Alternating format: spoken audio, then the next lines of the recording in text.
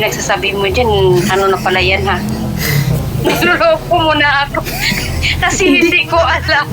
Pihipis. Alam mo ang pihipis? Gulay din yon. Kinatanim.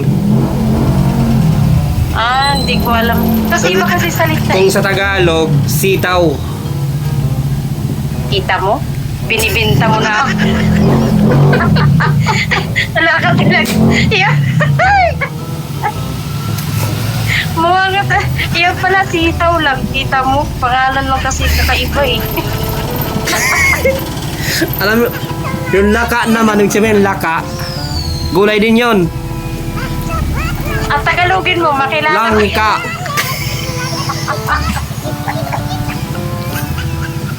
Yung pinagsasabi mo. Kilala ko pala yan, pero yung pangalan lang kakaiba. Yung ibid. Alam mo yung ibid? Ano yun? Eh, Ampalaya. Ha? Salita ng ano, sige turuan mo pa ako. Salita ng di. Pag sabihin mo sa mga nakita ka ng waray, sabihin mo, may ibid kayo. So, anong ibid? Sabihin mo, ano yan? Ibig sabihin ng ampalaya, yung ano yan, yung gulay yun.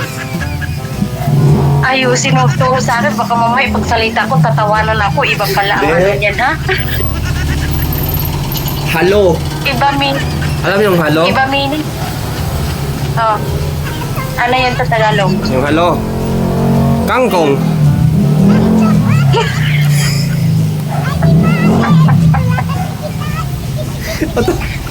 Tupantuwa ito. Ano halok? Tapos kangko kalayo naman. Yun talaga. May sarili kaming ano, pangalan ng gulay. Ay, halok. Para. Ang layo. Tapos yung ano naman, yung ano sa amin, yung tawag ito, yung mika. Ano yung mika? Pero na naman Mika na sa Tagalog.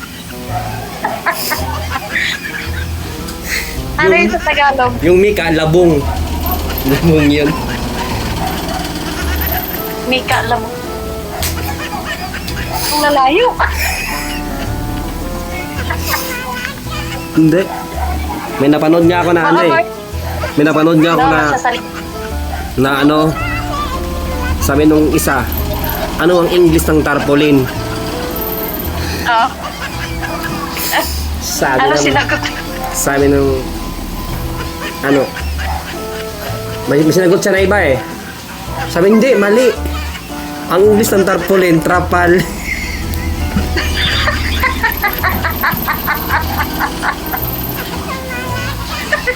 Ang layo nga no? Ang galing. Oo. Ay, ano, nakaka-bright nga yun. Nakakaloka.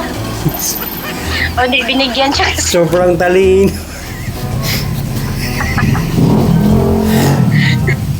Ano lang yun, padami ng followers. Hindi, ano talaga siya, mali-mala talaga siya. Ang English ng logaw. Yung para